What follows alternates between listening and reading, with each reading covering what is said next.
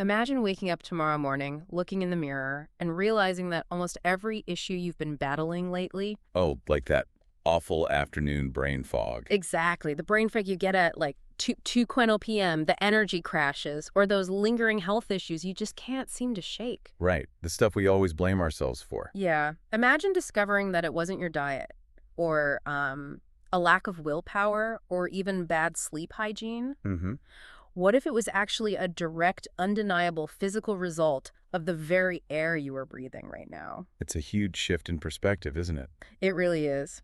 And welcome to another deep dive. I am so glad you're joining us today because we have a fascinating stack of sources to go through. We really do. And it's going to completely flip how you think about your environment and, honestly, your own potential. Yeah, because we are so heavily conditioned to look inward for the cause of our physical and mental limitations. Oh, totally. We blame our genetics, our habits, our stress management. Right, but the material we're diving into today asks us to look outward in a way we rarely ever do. It does. It asks us to look at the invisible medium we literally move through all day. So today we are looking at this really intriguing set of documents. We've got a fascinating roadmap called Master's Insight, #328, along with a standard definitional text detailing something called Air 80. Which is also referred to in the text as heaven air plus air. Yeah, heaven air plus air. And our mission today is to explore a radical thought experiment presented in these pages. And it is a massive thought experiment. It is. The question is, what would happen to our bodies, our society, and our actual lifespans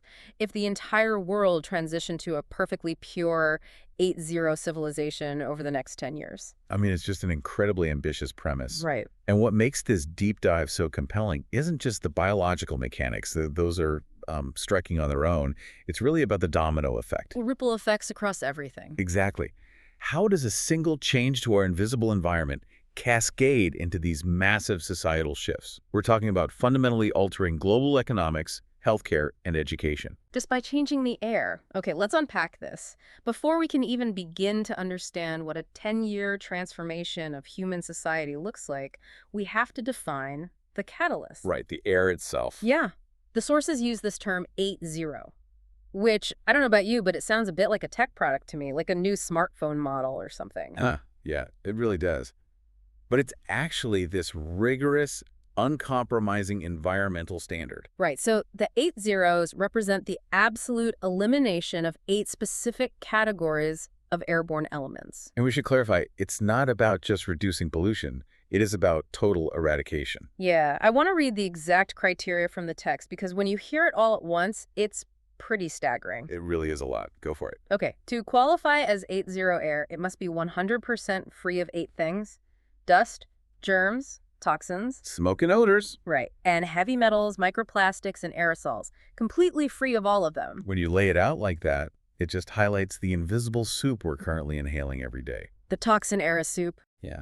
We tend to just think of pollution as like one vague cloud of bad stuff, like smog over a highway. Just general grossness in the air. Exactly. But this text breaks it down into these distinct active threats to human biology. Dust, germs, toxins, smoke, heavy metals.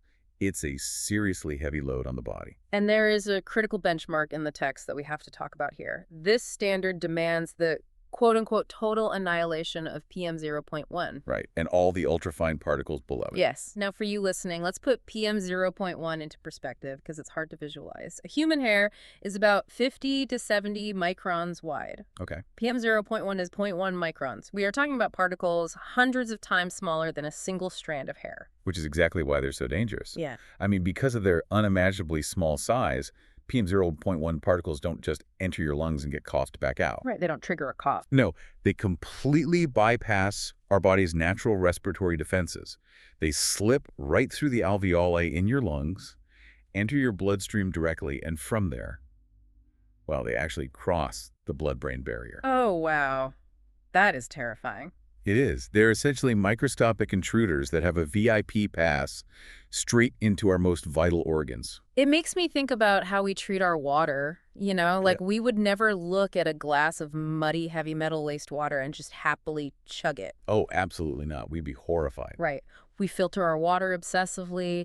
We buy expensive pitchers, we install reverse osmosis systems under our To sinks. go out of our way to make sure it's pure. Yeah, so why do we just accept breathing the equivalent of that muddy water all day, every day? But I have to stop right here and push back on the premise itself for a second. Okay, let's hear it. This sounds amazing in theory, right? But perfectly pure air, isn't that technically impossible in the natural world? Ah, yeah, I see where you're going with this. Like, even if you go to the most pristine, untouched forest on Earth, you are still breathing in pollen, natural aerosols, fungi, bacteria. Nature isn't sterile. Right. And what's fascinating here is how the source anticipates and directly addresses that exact point. Oh, really? How do they justify it? Well, the text makes a deeply philosophical, almost provocative claim about this concept of heaven air plus Varan. It argues that if a biological heaven exists, like a perfect natural paradise with living flora and fauna, its air must naturally contain bacteria, spores, and natural aerosols. Right, because the biology of a natural ecosystem requires it to function. Exactly. Therefore, the text claims that the perfectly sterile air produced by this human-made small factory to the 8.0 standard is actually structurally superior to hypothetical heavenly air. Wait, wow. So the argument is that human engineering can create an environment that outperforms a literal biological paradise. Precisely, because it removes the biological elements that even a paradise would naturally possess. That is a wild concept. It is. And the text frames our current reality as the toxin era. The insidious danger of the toxin era isn't just the pollution itself, it's that we are entirely used to it. Right, it's just our normal baseline now. We have normalized this daily biological assault to the point that we don't even realize we are being actively harmed by our environment every single minute of the day. Which I think brings us to the moment of transition. If we're currently living in this toxin era, what actually happens biologically, the very moment our bodies stop inhaling all these microplastics and heavy metals. Yeah, the immediate aftermath. The roadmap document claims that the moment you step into an 8.0 civilization, your body experiences an immediate and comprehensive shift. Right, and the text emphasizes that this isn't something that takes years to feel. It's an immediate physiological reset. Your body finally returns to its intended baseline state of operation. Let's talk about the how and why of that, because the mechanics are just wild. The sources state the immune system immediately calms down. Which is huge. To understand why that matters, we really have to look at what our immune system is doing right now. Right, all the heavy lifting. Yeah. If PM 0.1 particles are constantly crossing into your bloodstream, your immune system is treating them as invaders. It's constantly sending out inflammatory signals, deploying white blood cells, basically fighting a low-grade, invisible war 24/7. Exactly. It's a systemic inflammatory response. That takes a massive amount of cellular energy. So much energy. And when your body stops having to fight off those microscopic invaders with every breath, it suddenly has this massive surplus of energy. Because it's not fighting the war anymore. Right. The text notes that metabolism naturalizes, cellular repair goes into overdrive, and crucially, brain interference drops. The universal realization across humanity, according to the source, becomes, I was being hurt by the air every day. I was being hurt by the air. That is such a profound collective awakening. It really changes how you view your own body. And once that biological stress baseline drops, the surplus energy triggers something the text calls the sleep revolution. Ah, yes. The sleep revolution phase. Think about your own sleep tracker data, if you use one. You might be in bed for 8 hours, but how much restorative, deep sleep are you actually getting? Usually not nearly enough. Because in the toxin era, even while you sleep, your body is doing damage control. Right, it's working overtime. Your macrophages are trying to clear microplastics from your lung tissue. But because 8.0 air removes those toxins, sleep actually returns to its primary function, which is deep, uninterrupted neurological and cellular repair. So your brain can fully commit its resources to, like, memory consolidation and neuroplasticity instead of fighting ambient inflammation. Exactly. I love analogies, and this just makes me think of your smartphone. Imagine you're trying to use your phone to read an article, but you have 20 incredibly heavy, complex apps running in the background. Oh, and your phone is getting physically hot in your hand. Yes, they're constantly draining the battery, the phone is hot, and the one app you are actually trying to use is lagging and freezing. That is exactly what it feels like.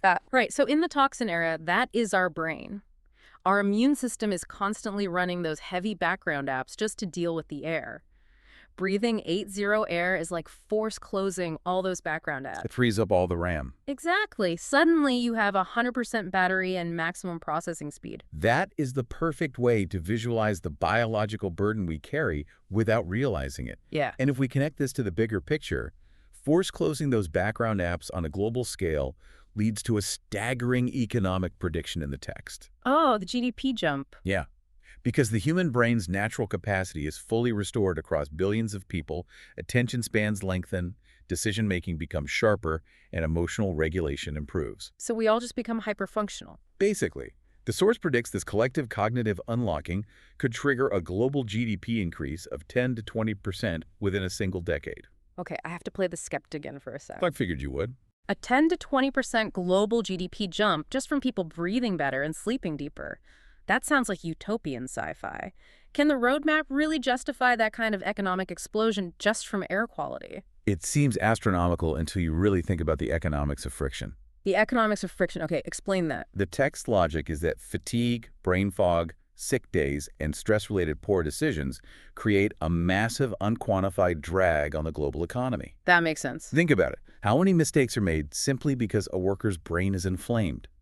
How much innovation is lost because people are too exhausted by 3:00 p.m. to solve complex problems? Or just staring blankly at a screen. Right. So the 20% jump isn't coming from discovering a new energy source or a new continent.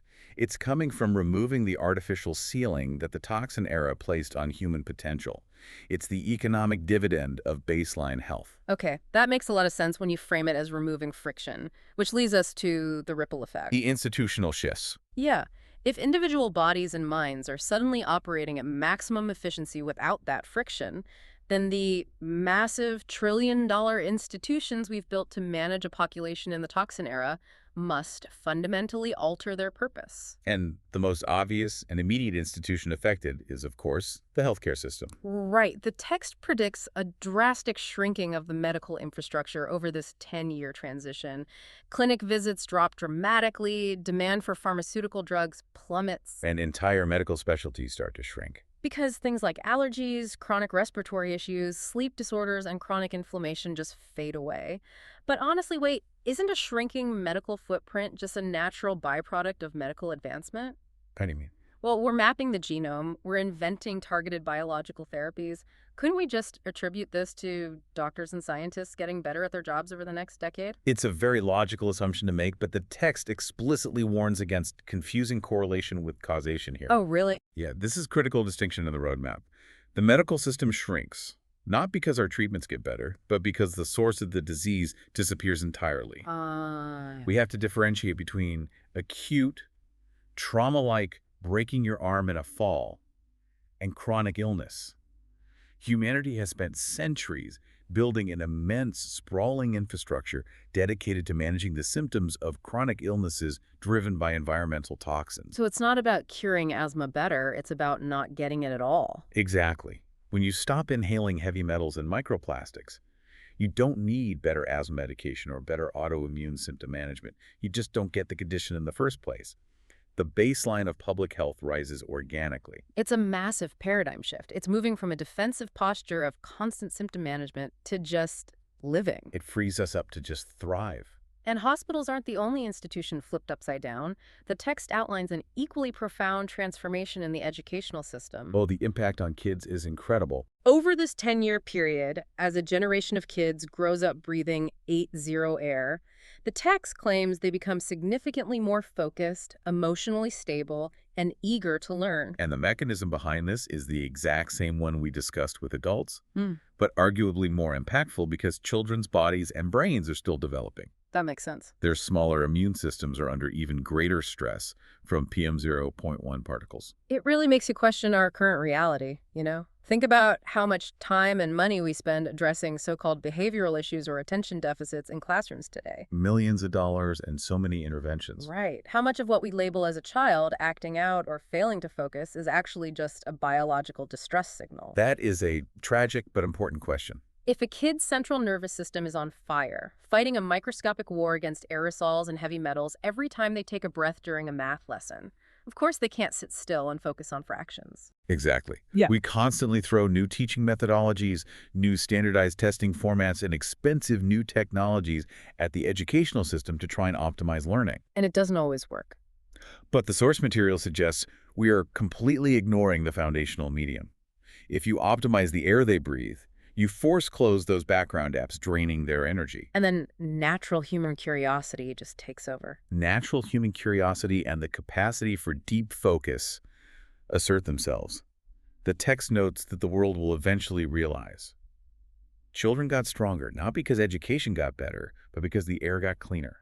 Wow. So we've seen the immediate bodily reset. We've talked about the sleep revolution, the sheer logic behind that 20% GDP boom, and how hospitals and schools will fundamentally shift. It's a completely new world. Which brings us to the ultimate long-term consequence of the 8-0 civilization.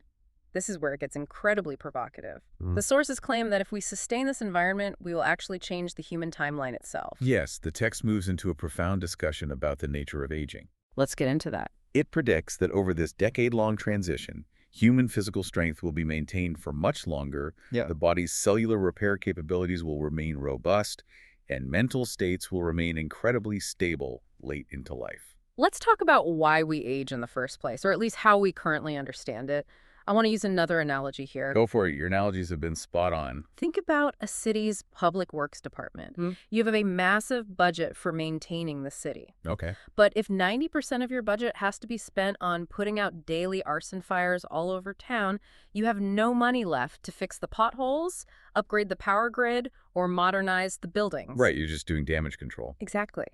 And over time, the city crumbles, not simply because time passed, but because the budget was entirely consumed by emergencies. That is a fantastic way to look at it. Right. In the toxin era, the toxins in the air are the daily arson fires. Your body's cellular repair budget is entirely consumed by putting them out. It's just constant firefighting.